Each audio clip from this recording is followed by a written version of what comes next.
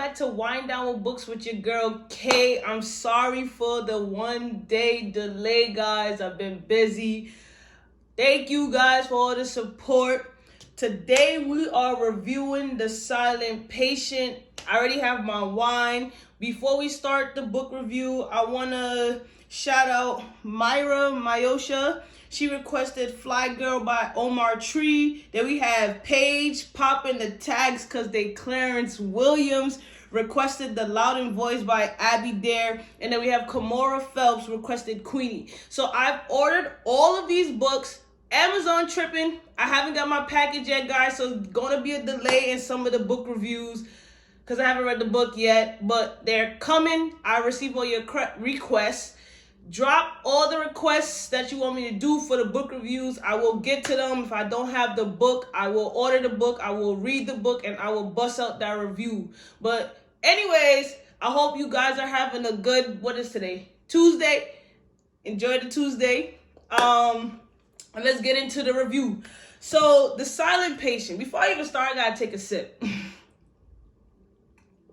Let's go ahead and take a sip.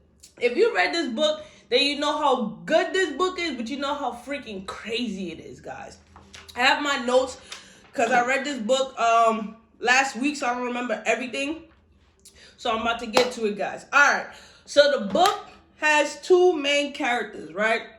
We have Theo Faber. He is a forensic psychotherapist. And then we have Alicia, the main character of the book.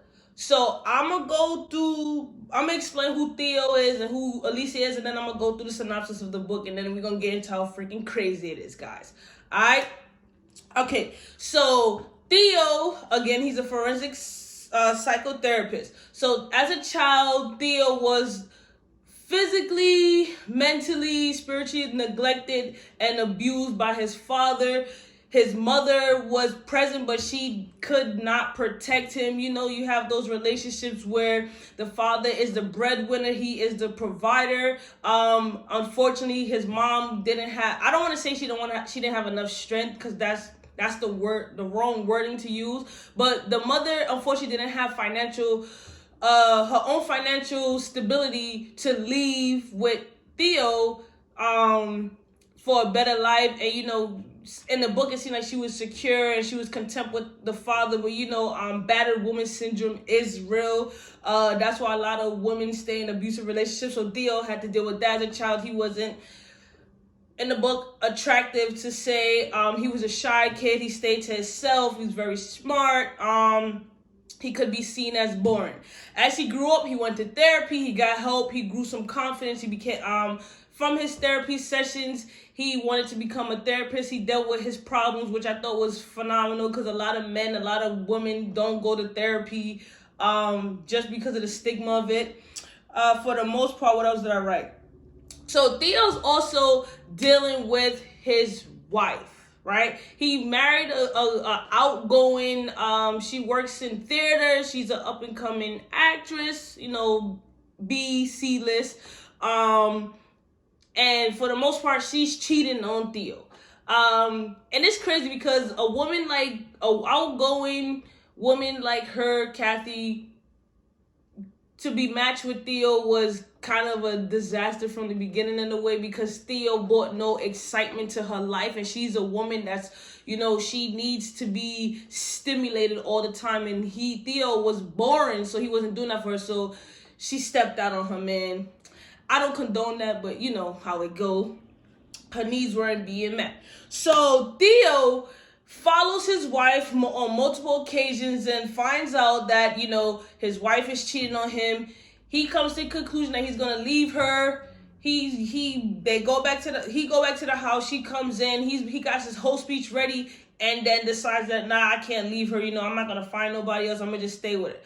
I'm like, yeah, you a sucker. But I can understand, you know, he's thinking he got low insecurities. For the most part, he's in a position where he feels like he can't get anyone else, and that he longed for her. He also thought that Kathy saved him in a way from himself and from, you know, what's the word I'm looking for? From the fact that he was going to be alone for the rest of his life. So his one first love is like, how do you let them go? You try to forgive them for everything that they're doing. Nah. Not on this side, buddy. Not on this side. Fuck love.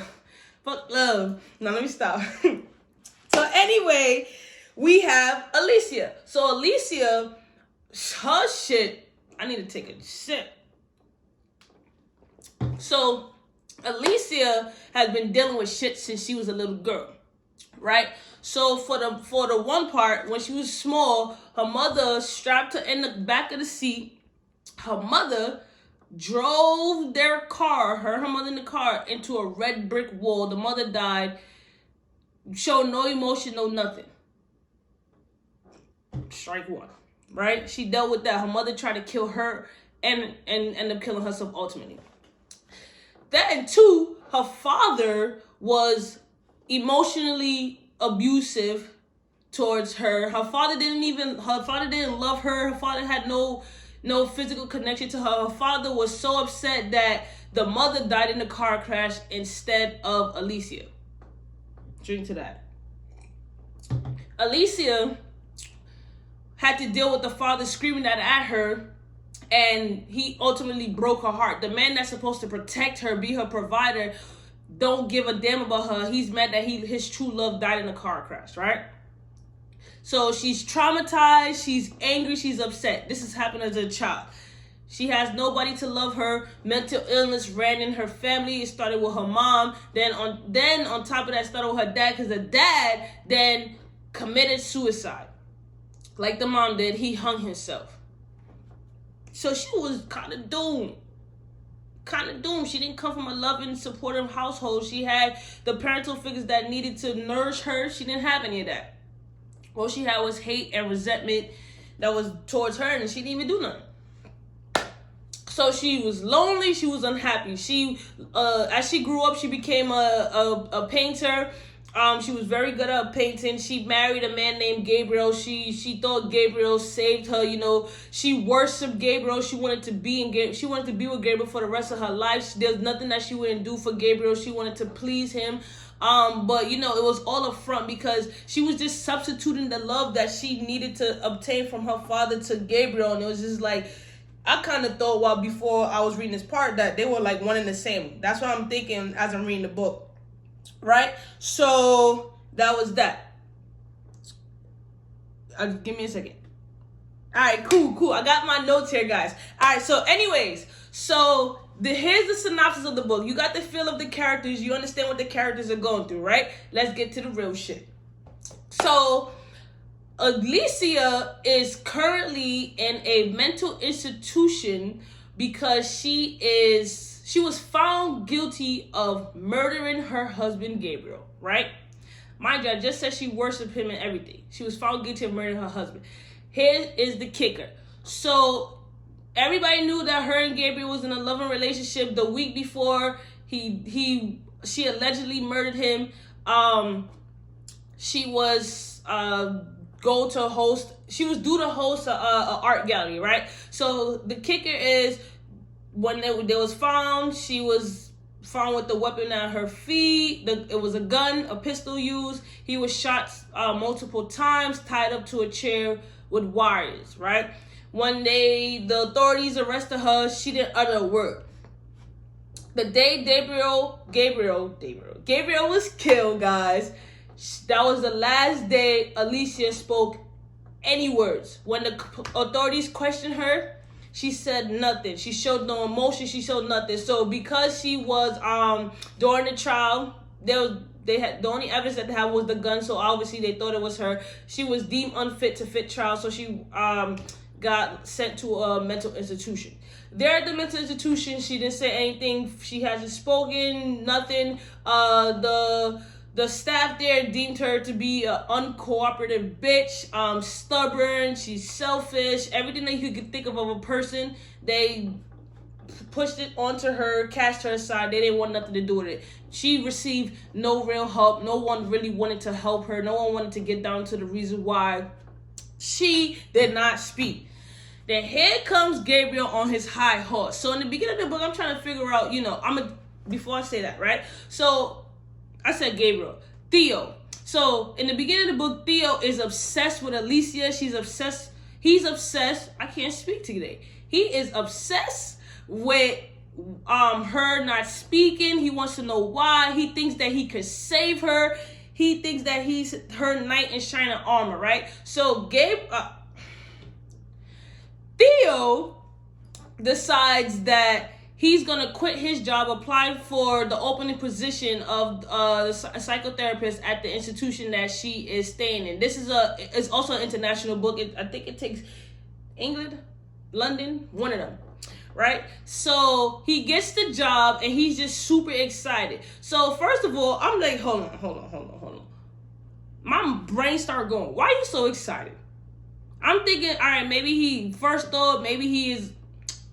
like her, she pretty, he think he could solve her, fix her for his career. Then I'm like, nah, it go deeper than that. I just didn't know how deep it got, guys, until I got into the book. And I'm like, oh shit. And on that note, I'm gonna take a drink. Alright, so he gets the job. So the minute, on his first day, they giving him a tour. The first question this man asked, where's Alicia? I'm like, damn, you fiending, boy. It's like she gave you some Gucci or something. You can't wait to see her. Like, calm down, bro. Calm down. You gonna see her. She ain't going nowhere. Calm down. So he all giddy and shit in the book. I'm like, yo, he really fiending, bro. So now I'm like, all right. So he finally see Alicia and he realized that Alicia is all drugged up. She can't really comprehend. So immediately he start working to get her drug intake doses down, right? So he got beef. The psychiatrist that is assigned to Alicia, because a psychiatrist and a psychotherapist, two different professions, right? And they specialize in two different things. Can't get my words together today, guys. But anyways, so he got beef with the psychiatrist. They go old buddies. So, the psychiatrist is like, why you want her intake down? All right, you didn't have to go to the big boss. You came directly to me. So they reduce her doses. So now she's coming up to a state where she can comprehend and she can understand, right? So now he's excited. So on the first day, he meet with her. Alicia's sitting there like this. She don't give a damn about that, man. She don't give a damn. So the first day, he talking to her. He starts self-disclosing. First of all, she ain't say nothing. She just looked at you. You over self-disclosing. He start breaking boundaries already, guys. I'm like, yo, the hell. In a therapist, social work profession, whatever profession you want to call it, as far as clinicians, self-disclosure is only needed when it's to benefit the client, right? That's when you use self-disclosure. He did not have to use self-disclosure. He just wanted to tell Alicia about himself. He was feeding, guys. I would drink to that. So anyways, so she's sitting there, not paying no attention. So on day 2, he started thinking like, damn, did I make a mistake? So then he figured out a way to be like, all right, to start getting her talking. Obviously in the beginning, I just said that she's a painter. So he offered a suggestion to the disciplinary staff that works closely with Alicia and to his supervisor Diomedes, Dr. Diomedes, and he's like, all right, how about we give her back her canvas so she could paint how she's feeling, her words, being that she don't verbally talk, but her expressions will be presented on the canvases. So before that, I'm like, in my head, why the hell that the other therapists didn't do that shit before? Right? I'm like, you gotta meet a client where the client is at. The first thing I would have given was the paint. So they was like, oh, they didn't try to give her the paint because she's been physically abusive and all this she attacked another patient, but the patient that she attacked, guys, was fucking with her, so I would attack her ass too. Sit down. I'm gonna teach her that. Sit down, sis. But anyway, so she get the paintbrush, she started painting a picture. Guys, I'm sorry, I skipped a part.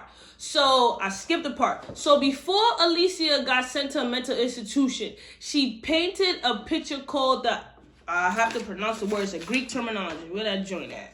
Hold on. Alcestis. It's called Alcestis. So it's a Greek Alcestis is a Greekology, right? About a woman who was killed on behalf of her husband because her husband did not want to die. So she sacrificed herself. And then when she sacrificed herself, I forgot which Greek god brought her back to the land of the living. So when she returned, the husband was so happy and to see her. But when she returned, she did not speak to anyone. She was silent when she returned from the land of the living, right? So before, like I said, before Alicia got locked up, she painted a painting of Alcestis. It was the most beautiful painting, and it was herself. She was naked in front of a canvas, painting using red paint. The canvas was blank, and it had a whole bunch of hidden messages in it, right? So everybody trying to figure out why she painted this particular painting. They knew the story behind it, but they didn't know what exactly it meant. And I was confused too. As I was reading the book, I was Googling, like, all right, let me see if I can figure it out before the book actually tell me. I couldn't figure it out until the book told me, guys. So anyways, so she painted that picture. So Theo was also obsessed with why she painted that picture. So, and I'm still trying to figure out why, like, what is his point? Why he's so obsessed? Like, he like an ex-boyfriend that just can't understand no. So anyways, so as he's sitting there while Alicia's painting, Alicia ended up painting the same mental institution that she is in, and the building is on fire, and Theo is ultimately depicted as saving Alicia, right? So he tried to figure out like what's going on with that. So that's how he start establishing trust. So he's using all these pinpoints, these cues to start establishing trust. And also while he's, trying to give her back the paintbrushes, he starts digging into her family, going to see her family, going to see her friends, right?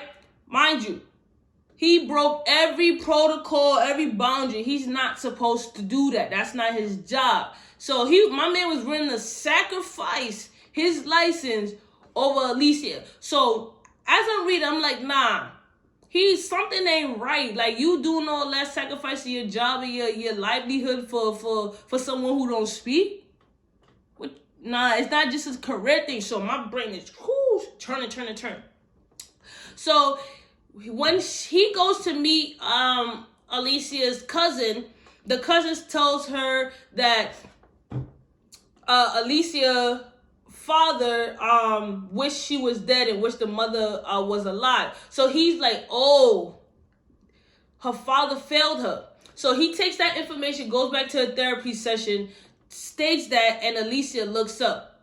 So trust starts establishing, and I'm like, she gonna talk. Then all of a sudden, sis start talking out of the blue. She starts speaking, all that. I'm like, hold on. Sis, you just gonna start speaking? You trust this man like that? My man got ulterior murder. So sis is rambling at the most. She talking about everything, because she haven't spoken so much in years, her voice was hoarse and all that. So, he just excited. Oh my God, I got her to talk. And that was the reason why, he got her to talk was, for one, he needed it for his career, and for two, the mental institution that he currently transferred in, that she was in, was closing down. So they needed a patient to show extreme progress, so the board wouldn't close him down. So it just so happened that Alicia was that patient that they needed. So as soon as she started talking, everybody in the first like, oh my God, she started talking, right?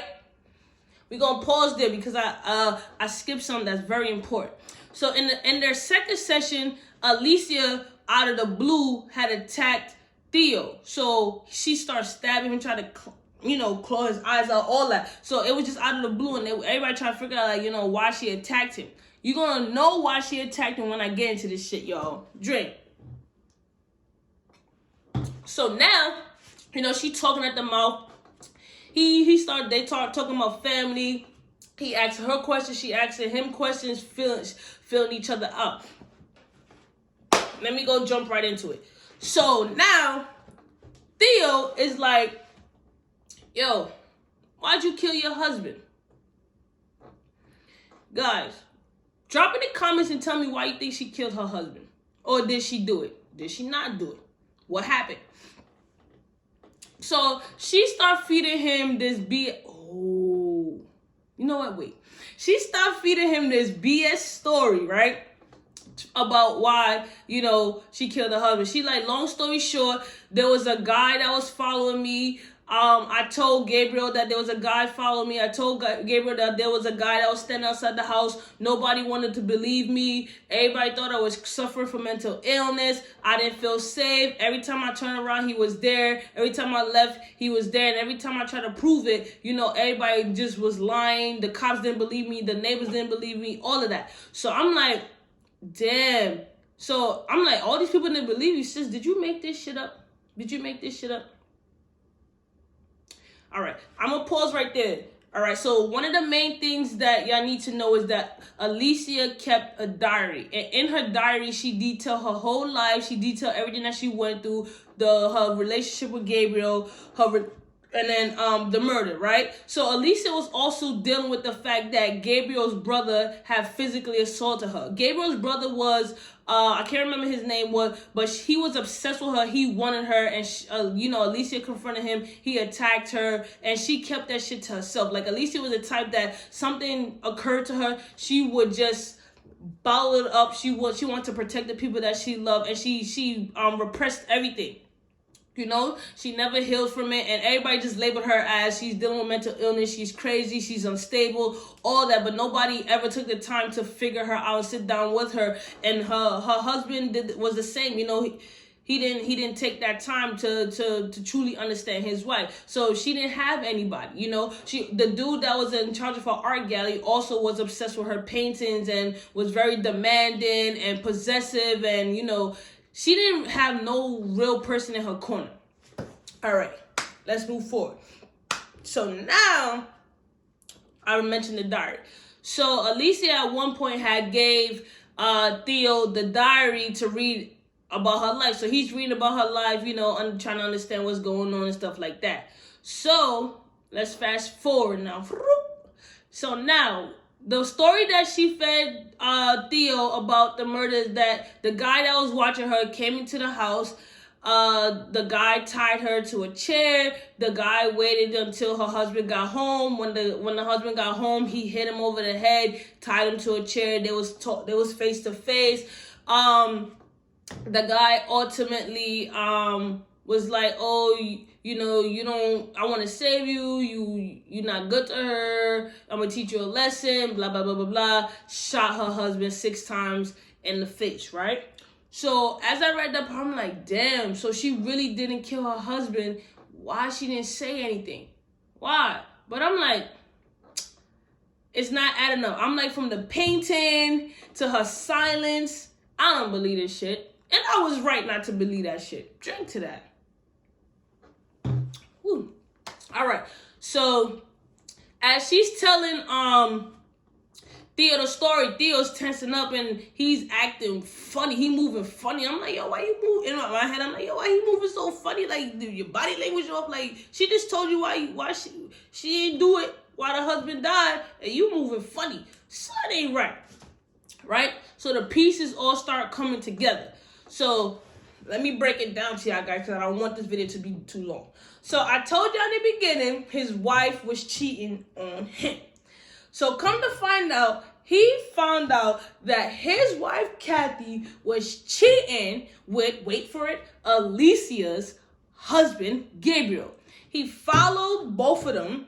Then he followed Gabriel into Alicia's home. So then that's how he found out where Alicia lived. Then he started following Alicia, because his first goal, which one was like, all right, I'm about to just go up to her, be like, yo, your husband cheating with my wife, we are victims, this, that, and that, break it to her. But then he became obsessed and he started getting some sinister ideas. And then one day, you know, he was just like, all right, I'm going to finally, he got tired of following her. So he like, one day, all right, I'm going to just go and tell Alicia this is what it is. But when he got to the crib, he went through the back. He like, nah, I'm about to do some sinister shit.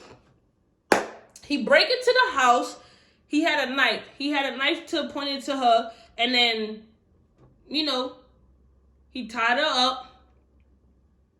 And then when Gabriel got home, he tied Gabriel up, hit him over the head, right? So he started laughing. He was like, you basically cheated on your wife. And then Gabriel was like, oh, why you doing this? Why you doing this? He wouldn't really say why he was really, really doing it. But cheating was the main factor. That he gave Gabriel ultimatum. So the ultimatum he gave Gabriel was like, I either kill you or I kill your wife.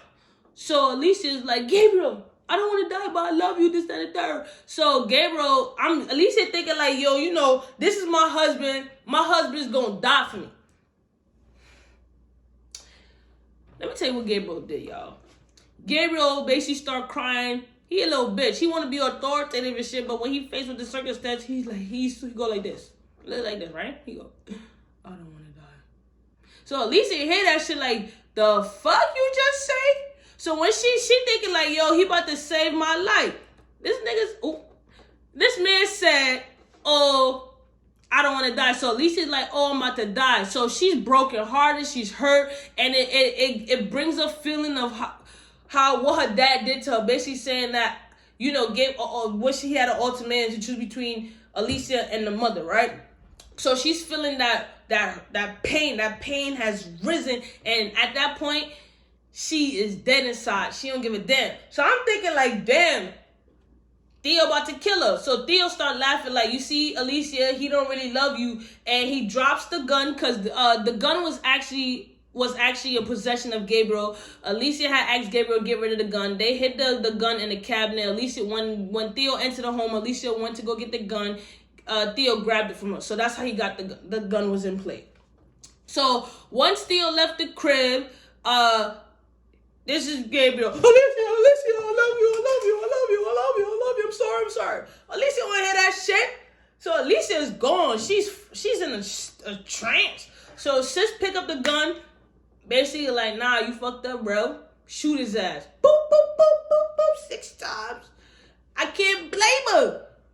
You supposed to be my protector. You gonna let me die because your bitch ass want to cheat on me and all that? Nah, son, you gotta go, bro. One of us can't go. How I'm gonna live with that? And on top of that, she got nobody else to love and she worships him. So at that point, she like, all right, fuck it. You gotta go, bro. You gotta go. So she really did kill her man. She killed him. But the reason why she killed him was for the simple fact that he killed her first. She put all her trust in him and he let her down. And she had to relive that hurt, right? So here's another kicker. So the whole time, while during the sessions, Alicia was actually playing Theo. So Alicia, when the first time she seen Theo, she recognized him, but she wasn't too sure. So then when when during a second session, the reason why she attacked it, because she really was for sure that he was the dude that was following her and attacked her in the home, and ultimately made her kill her husband. And she was so upset she wanted to hurt him. So then she like, all right, I'm gonna play him. So she really got to him when she lied about the murder. He was trying to figure out why the hell she lied about the murder. So the whole time, the reason why he took the job is to get her to talk, because he was afraid that if somebody else got her to talk, she would tell the truth. Right? So that's why he really took the job, was to, keep an eye on her and see what she knew, what she was going to say. That's why he really wanted her to talk. And she wrote all of this in her diary, right? So he gave her back the diary, and she knew at their last session, when she lied about the murder, that Theo was going to come back and try to hurt her, because Theo had figured out that Alicia lied and he wanted to know why she lied. So he like, damn, this bitch know exactly who I am. I gotta take her ass out. So he went back. He put some shit in the needle. I forgot what it was, and made her catch a drug overdose, and she was in a comatose state, right? Mind you. So before all this happened, she had hid her diary behind the canvas, the first painting that she painted when she first received her painting tools, right? So he wouldn't go near the painting because he was like kind of afraid of it. So whatever. So now that she's in the hospital comatose, he's looking for the diary. No one knows where the diary is. Alicia is smart. So I'm like, damn, like, sis killed her husband. Like, she didn't have to go down. It didn't have to go down like that, because she was a woman who went through a lot, and look what her life has succumbed to. So he's like, damn, I don't know where the diary at. So the authorities is involved trying to figure out what the fuck is going on. So Theo dip out thinking he's in the clear, right? A couple days go by. He's like, damn, trying to figure out where the diary go. So then the cops show up to his crib and like, yo, you Theo? He's like, yeah, I'm Theo. And then they arrested for the murder.